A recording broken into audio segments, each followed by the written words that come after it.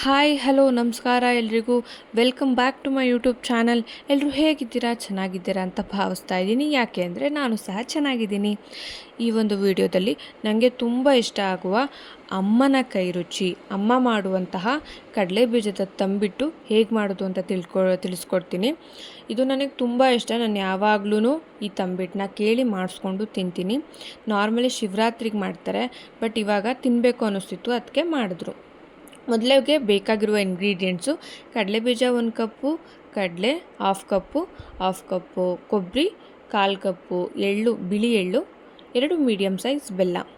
ಮೊದಲಿಗೆ ಕಡಲೆ ಬೀಜವನ್ನು ಒಂದು ಬಾಣಲಿಗೆ ಹಾಕಿ ಫಸ್ಟು ಸ್ವಲ್ಪ ಕಾಯ್ದು ಬಿಡಬೇಕು ಬಾಣಲಿ.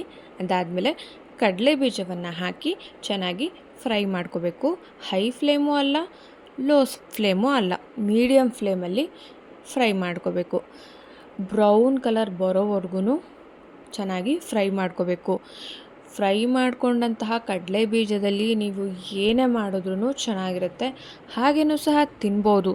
ಆರೋಗ್ಯಕ್ಕೂ ಸಹ ಕಡಲೆ ಬೀಜ ಉತ್ತಮ, ಅತ್ಯುತ್ತಮ.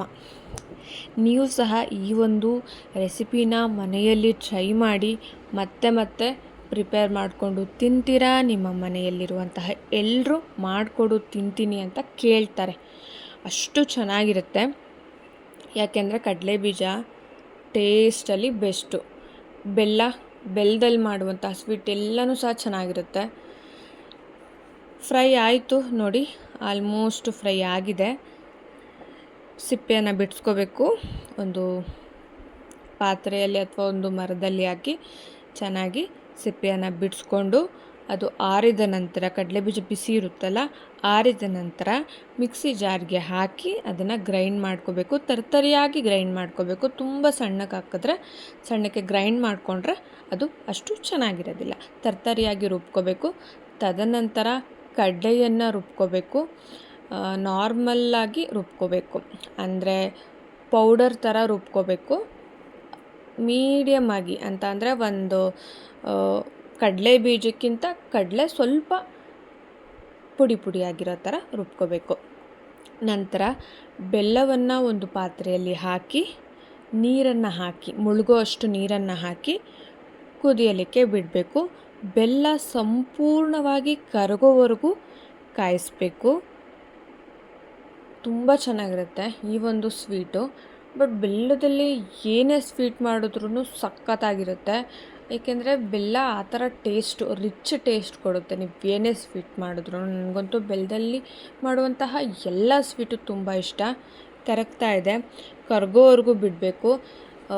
ನೀವು ಕರಗಿಲ್ಲ ಅಂತ ಅಂದ್ರೂ ತೆಗೆದುಬಿಟ್ರೆ ಬೆಲ್ಲ ಕರಗಿರೋದಿಲ್ವಲ್ಲ, ಸೊ ಅಷ್ಟು ಫ್ಲೇವರ್ ಚೆನ್ನಾಗಿ ಬರೋಲ್ಲ. ಸಂಪೂರ್ಣವಾಗಿ ಕರಗಿದ ಮೇಲೆ ಅದನ್ನು ಸೋಸ್ಕೊಂಡು ಪಕ್ಕದಲ್ಲಿ ಇಟ್ಕೊಂಡು ಒಂದು ಅಗಲವಾದ ಪಾತ್ರೆಗೆ ಕಡಲೆ ಬೀಜದ ಪುಡಿ, ಕಡಲೆ ಪುಡಿ, ಎಳ್ಳು, ಕೊಬ್ಬರಿ ತುರಿ, ಹಾಗೆಯೇ ಏಲಕ್ಕಿ ಒಂದು 3-4 ಕುಟ್ಟಿ ಪುಡಿ ಮಾಡಿ ಅದನ್ನು ಹಾಕ್ಕೊಂಡ್ರೆ ಅದು ಸಹ ಟೇಸ್ಟು ಕೊಡುತ್ತೆ. ಟೇಸ್ಟ್ ತುಂಬ ಚೆನ್ನಾಗಿರುತ್ತೆ.